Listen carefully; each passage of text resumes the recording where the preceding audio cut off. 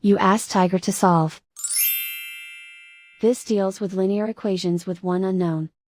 The final result is d equals 128. Let's solve it step by step. Swap sides. Group all constants on the right side of the equation. Add 11 to both sides. Simplify the arithmetic.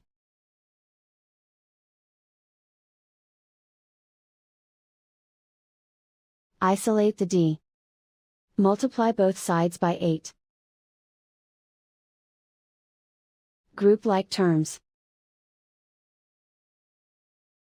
Multiply the coefficients. Simplify the fraction. Simplify the arithmetic.